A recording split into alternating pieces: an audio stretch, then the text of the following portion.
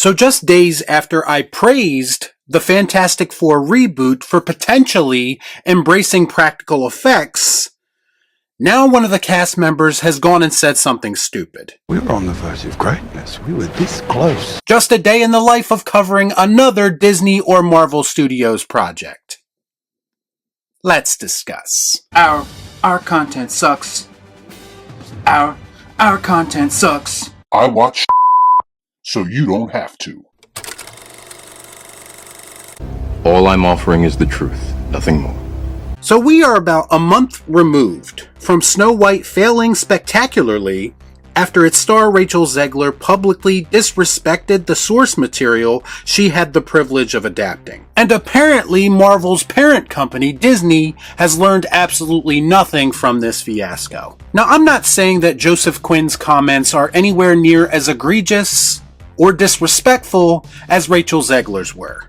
No one is that tone deaf. But I do have to be honest, these comments are in the same ballpark, and here's why. You see, there's a lot of fans who've been waiting a long time for a quote-unquote proper Fantastic Four movie. And while I'm not one of those people, I do feel for the fans who are once again placing their faith in Marvel Studios to do these characters justice. It fooled me, we can't get fooled again. You see, because Marvel Studios is not interested in adapting things properly anymore. In fact, I would say that they are just an extension of Disney at this point, where their main goal is to modernize classic characters and stories in the worst way possible. I will never understand the concept of taking something that was considered timeless up until this point and thinking that you can improve upon it in 2025. Or that you are somehow going to change it in a way that is going to make it more appealing to modern audiences. But that hasn't stopped Disney or Marvel from trying it many times, and it feels like they're going to try it again with the Fantastic Four. So apparently Joseph Quinn, who's playing Johnny Storm in the most underwhelming cast I've seen for a movie in a long time, revealed some things to EW as it pertains to his version of Johnny. He said, quote, "Kevin and I were speaking about previous iterations of him. He was branded as this womanizing, devil-may-care guy, but is that sexy these days? I don't think so. This version of Johnny is less callous with other people's feelings." I just mean that it's no longer 1937. Yeah. Weird. Well, Joseph, your first mistake was discussing creative for your character with Kevin Feige. Longtime producer or not, successful producer or not, the guy has proven lately that he is not the genius that people made him out to be. That being said, I think some people, namely the fans you should be trying to appeal to, might take issue with your assessment of the character of Johnny Storm. You see, there are things that you said about him that are pretty accurate, and some of those things are precisely the reason why a lot of people love him. And that's the thing with these modernizations. Fresh interpretations can be good, but not at the expense of what makes the character who he is. If you are going to change the fundamental characteristics of what makes Johnny Johnny, then eventually he will cease to be that character anymore, and we will have to ask the question, what was the point of adapting him in the first place? I don't get it.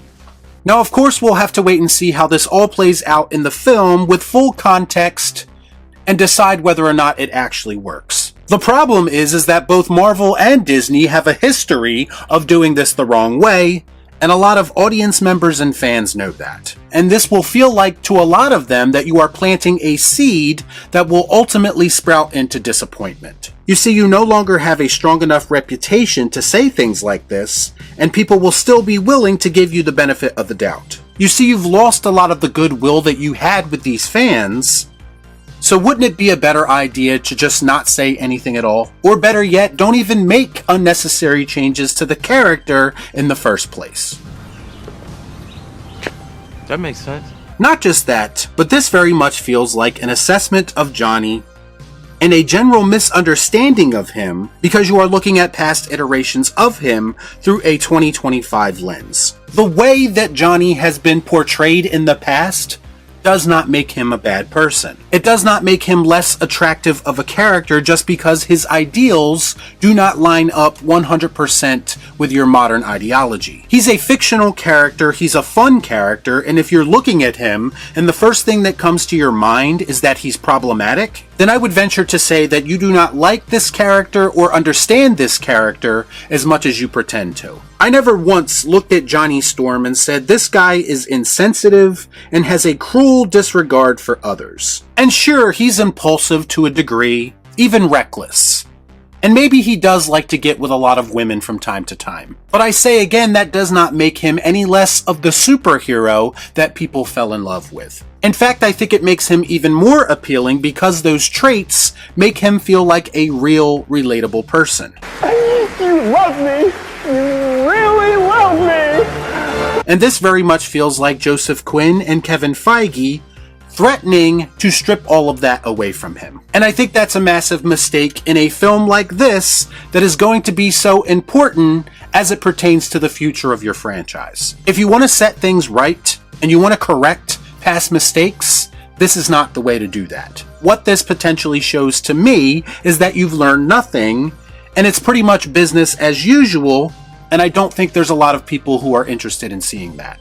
No, don't like that. I truly miss 2008 Marvel, where we had Tony Stark banging reporters and then sending them packing the next morning. What's crazy is that now, by today's standards, Tony Stark would probably be villainized for that. But in 2008, it made him cool, and even if you didn't think he was cool or appropriate, you cannot deny that that was very much a big part of what ultimately became Tony Stark's fantastic story arc. I think by changing Johnny Storm now, you are not allowing that character room for growth. And you are even potentially making him one-dimensional and boring. And if there's one thing that the Human Torch is not to me, it's one-dimensional and boring as much as Marvel Studios apparently wants him to be. If Marvel and Disney are good at one thing, it's removing something that works and just assuming that either no one will care or no one will notice. And it's that thought process that got the MCU where it is right now, with fading relevance and desperately grasping for attention. Y'all be cool. Nah.